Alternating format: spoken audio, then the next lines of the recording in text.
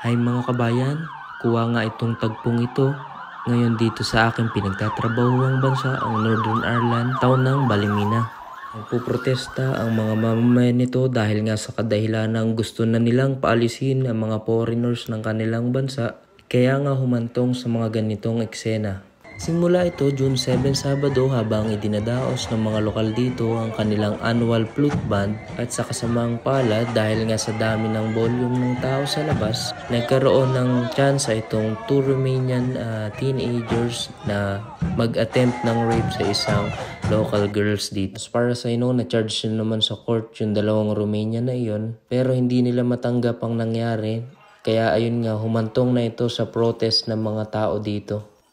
June 8 linggo, nangyari na nga ang hindi inaasahan. Nakita ko ang isang Facebook live ng ating kababayan dito na si James Balmaceda habang sila ay hinaharas sa kanilang bahay sa Clonabon. Dito kasi nangyari sa street na ito ang attempted rape kaya nga iniisa-isa ng mga lokal na sirain ng mga bintana, ang mga pinto ng mga bahay dito sa Clonabon. Nangyari na nga na nadamay ang ating mga kababayan na Pinoy. Romania naman talaga yung mga target nila dito pero kasi nga pagka ganyang gulo na, kahit sino na yung tatargetin nila dyan kasi hindi naman nila talaga alam kung sino yung nasa loob ng bahay. Kinaumagahan nga tumambad na ang mga sira-sirang bahay dito sa Clonabon Street. Actually nakatira ako dito dati several months ago. Pipilitan ng lumikas itong ating mga kababayan at yun mga Romanian guys nga dito sa Clonabon. Ano naman ang kababayan natin na si Kevin. Nunog naman ang kanyang garahe at ang kotse ng kanyang kaibigan. Nakakaayos niya pa lang. Sa second day ng riot naman ay isang kotse ng ating kababayan ang nadamay at sinunog ng mga lokal. Nakakapasok pa rin naman ako sa trabaho ngunit may iba nga lang nating mga kababayan ang hindi makapasok dahil nga sa may ibang apektado talaga ng protesta.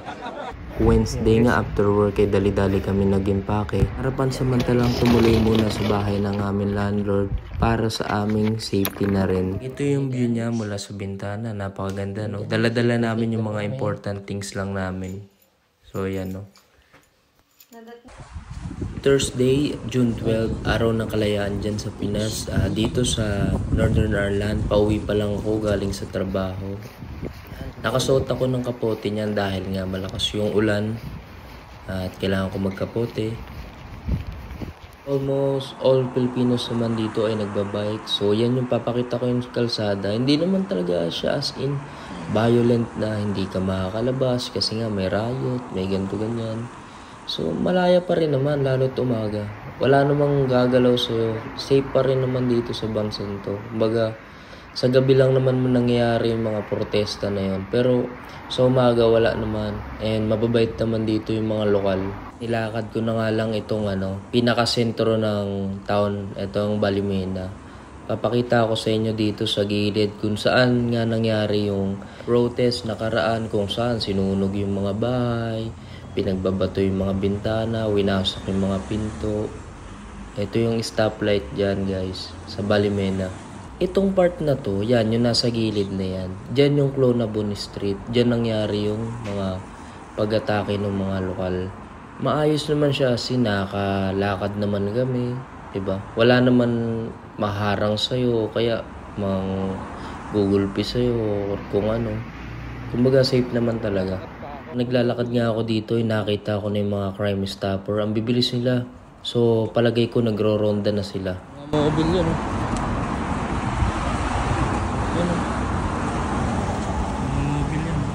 Dito nga sa street na nilalakaran ko, napansin ko na halos lahat ng bahay may UK flag na. Indication na siguro ibig sabihin nila na UK citizen yung nakatira dito.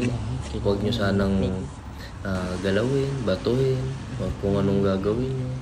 So pati sila takot rin talaga. Nakakalungkot lang isipin na kailangan pang kumantong sa ganito na dahil dun sa protesta na yan, maraming nadadamay na tao. Earlier this day pala ay nakatanggap ako ng mga rumors na magkakaroon na naman ng protest dito sa street na ito kaya need rin naming maganda talaga. Wala yata akong nadaan ng bahay na walang plug kasi halos lahat nilagyan talaga para maging safe sila. Dali na nga akong umuwi ng bahay niyan kasi nga nagpaplano na naman kaming lumipat muna sa bahay ng aming landlord para na rin sa aming safety para sa gabing ito. Sure. A lot of cars. So yun guys, mag-ready uli kami na Kala ko, sarap ng mag-ready kami na... sarap ng price. Bakit? Mag-ready kami ngayon guys na umalis ulit, lumipat at delikad sa ating kalagayan dito. Kapag umahal kasi. So yun guys, need na naman namin mag-impake. Just for tonight lang para maging safe kami. At yun lang. God bless atin, mga taga UK. Sinundo na nga kami dyan ng anak at asawa ng aming landlord para dalhin sa kanilang bahay. Yan kami ng aking asawa.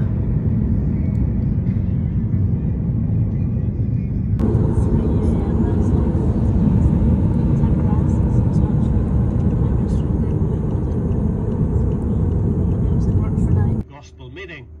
Thank you to all our neighbours and our friends especially. We convene these meetings for... Karating na nga kami dito sa bahay ng aming landlord at masarap sa pakiramdam na turing ka ng ibang tao na parang kapamilya na rin nila sa pagbibigay ng maayos na tulugan, ng safety. At nagpapasalamat rin kami sa Panginoon na safe kami kahit na may nangyaring kaguluhan. Pero kahit gano'n ay napapaligiran naman kami ng mga mababait na tao na handang tumulong sa amin at willing ipadama sa amin. Pare-parehas lamang tayong tao dito sa mundong ito. Iba-iba ang kulay pero iisa lang ang hangarin ang makatulong sa kapwa nila at magkaisa sa oras ng kagipitan. So ayun lang, paalam mga kabayan.